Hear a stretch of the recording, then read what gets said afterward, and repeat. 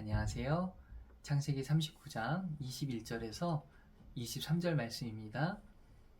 여호와께서 요셉과 함께 하시고 그에게 인자를 더하사 간수장에게 은혜를 받게 하시매 간수장이 옥중 죄수를 다 요셉의 손에 맡김으로 그 재반 사물을 요셉이 처리하고 간수장은 그의 손에 맡긴 것을 무엇이든지 살펴보지 아니하였으니 이는 여호와께서 요셉과 함께 하심이라.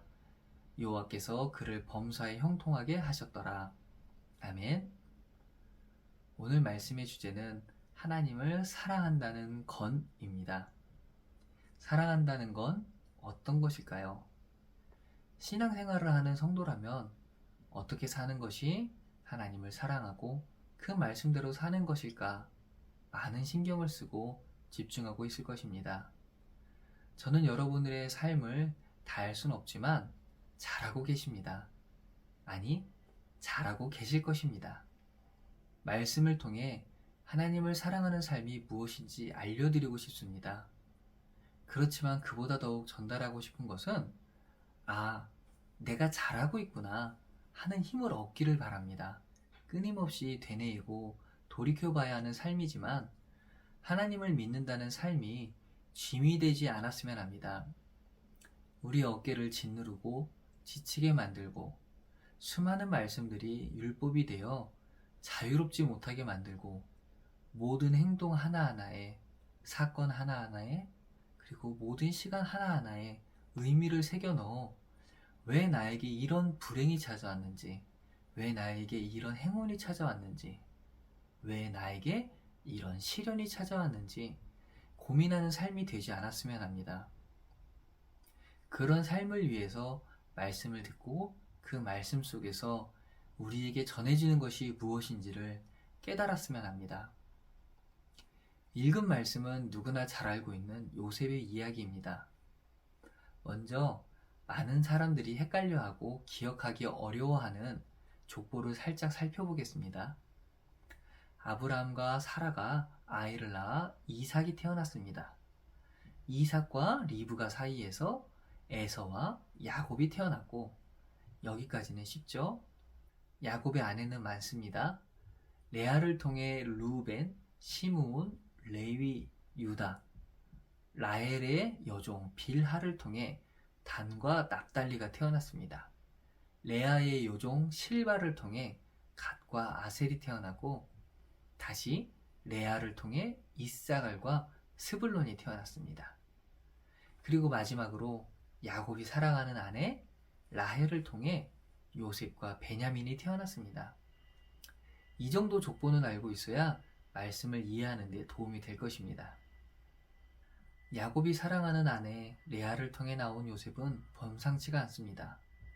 요셉은 야곱 아빠로부터 사랑을 듬뿍 받고 자랐습니다. 여기까지는 성경에 나와 있는 그대로입니다. 여기에 우리의 상상력을 더해보길 바랍니다. 내가 요셉이다 상상하는 겁니다. 12 형제들 중에 가장 사랑을 많이 받고 자란 꼴찌에서 두 번째 아들입니다. 형들은 시장이 열릴 때마다 대충 맞는 옷을 사다 줍니다. 12벌의 옷 속에서 내 건 뭐지 하고 찾아보는데 유명 브랜드의 옷이 나옵니다. 사이즈는 딱 내 거입니다. 10명의 시선이 20개의 눈동자가 저를 째려보는 듯한 느낌이 드는 것입니다. 아빠의 사랑을 혼자 독차지하고 있고 요셉을 지켜줄 엄마는 없습니다. 저라면 아빠한테 진지하게 이야기했을 것 같아요. 나를 너무 사랑하지 말아주세요. 형들이 저를 시기합니다. 아빠의 사랑이 저를 어렵게 만들고 있습니다. 하지만 요셉은 눈치가 없었습니다. 행복하게 살고 있습니다. 그 사랑을 누리고 있습니다. 37장 2절 하반절입니다. 그가 그들의 잘못을 아버지에게 말하더라. 그는 요셉이고 그들은 형들입니다. 요셉은 형들의 잘못을 아빠에게 고자질한 것입니다. 눈치가 없어도 어마어마하게 없는 사람인 것입니다. 37장 4절입니다. 그의 형들이 아버지가 형들보다 그를 더 사랑함을 보고 그를 미워하여 그에게 편하게 말할 수 없었더라.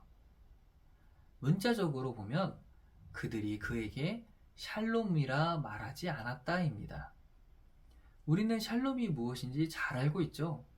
히브리인들 사이에 하는 가장 평범한 인사입니다. 아침에 일어나 샬롬하고 저녁에 잘 때도 샬롬합니다. 아침에 일어나 요셉이 형들을 마주 보았을 때 형들은 요셉에게 샬롬이라 인사하지 않는 것입니다. 투명인간 취급을 했다는 것입니다. 왕따라는 표현도 맞을 것 같아요. 이 정도면 본인도 눈치를 챙겨야 할 텐데 유명한 꿈 이야기가 나옵니다. 말도 안 거는 형들에게 찾아가 굳이 내 말을 들으시오 하고 형들이 나에게 경배하는 꿈을 꾸었습니다 라고 2번이나 이야기합니다. 굳이 모여라 하고 2번이나 당신들이 나에게 경배하더라 라는 꿈을 이야기하는 것입니다. 이 이야기를 들은 형들은 어땠을까요? 37장 11절입니다. 시기하되 얼굴이 붉어지는 것입니다. 가인이 아벨을 시기했습니다. 바리새인들이 예수님을 생각하는 마음이 시기입니다. 여러분들은 어떠세요? 나의 옆집에 이런 17살의 아이가 살고 있습니다. 어떻게 표현하시겠습니까? 긍정적으로 이야기한다면 아이가 참 순수하군요 라는 말 말고는 그 어떤 표현도 어울리는 것이 없는 것 같습니다. 요셉을 정확하게 알아야 하나님을 사랑한다는 건 어떤 건지 알 수 있습니다. 그런 요셉은 형들에 의해 이스마엘 사람들에게 팔려 애굽 나라 바로의 신하 보디발의 집으로 흘러갔습니다.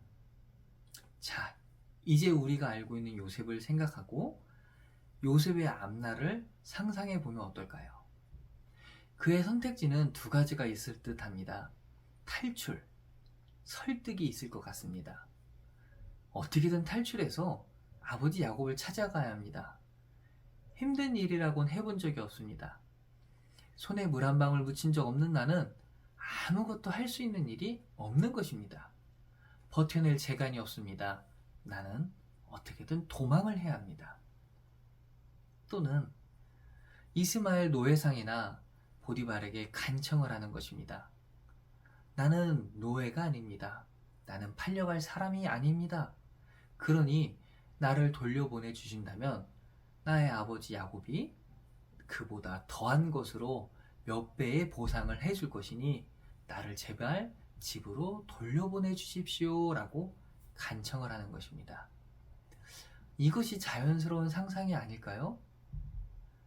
요셉은 이런 자연스러운 상상을 깨버리고 그가 처한 삶에 충실히 임했습니다. 37장 3절입니다. 그의 주인이 여호와께서 그와 함께 하심을 보며 또 여호와께서 그의 범사에 형통하게 하심을 보았더라. 아멘. 주인은 보디발이고 그는 요셉입니다. 억울하게 감옥에 갇히게 됩니다.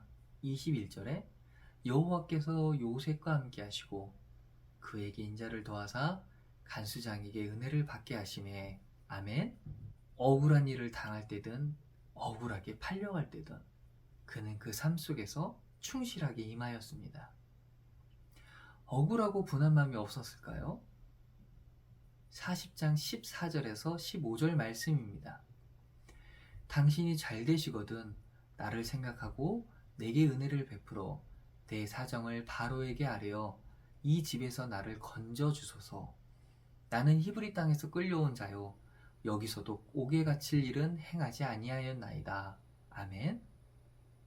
억울한 마음을 품고 산다는 것은 힘들 것입니다. 답답할 것입니다. 매사에 짜증이 가득할 것입니다. 요셉이 나중에 애굽의 총리가 될 것을 알고 있었을까요? 이 모든 시간이 지난 다음에 이 모든 사건이 종료된 다음에 나는 애굽의 총리가 될 것이야. 그러니 지금 이 순간을 잘 이겨내야 돼. 가능하십니까? 너무나도 어려운 일 같습니다. 그 어려운 일을 요셉이 해내고 있었던 것입니다. 왜 그랬을까요? 로마서 8장 28절 말씀입니다. 우리가 알거니와 하나님을 사랑하는 자 곧 그의 뜻대로 부르심을 입은 자들에게는 모든 것이 합력하여 선을 이루느니라. 아멘. 하나님을 사랑하는 자는 하나님이 부르신 자들입니다. 하나님이 만든 만물은 선을 위하여 역사하도록 하셨다는 것입니다. 그렇기 때문에 요셉은 모든 상황에서 선을 이룰 수 있었던 것입니다. 하나님을 사랑한다는 건 선을 이루는 것입니다. 그렇다면 선은 무엇일까요? 저에게 물어보시겠습니까? 하나님한테 묻기 바랍니다. 성경 말씀을 통해 찾기를 바랍니다. 그 선이라는 것이 나의 어깨를 짓누르는 것이 아니라 그 선이라는 것이 방향을 제시해주고 길을 찾아줄 것을 믿기를 바랍니다. 우리는 선한 것이 무엇인지 잘 알고 있습니다. 다시 인사합니다. 지금까지 잘 살아오셨습니다. 더 잘 살기를 축복합니다. 요셉에게 부어진 은혜가 말씀을 듣는 모든 성도들과 함께하기를 기도하겠습니다. 우리의 삶에 하나님을 사랑하는 모습을 나타내고 우리의 모습을 통해 하나님의 은혜가 보여지는 삶, 그것이 바로 선인 것입니다. 그런 삶이 되기를 간절히 축원합니다.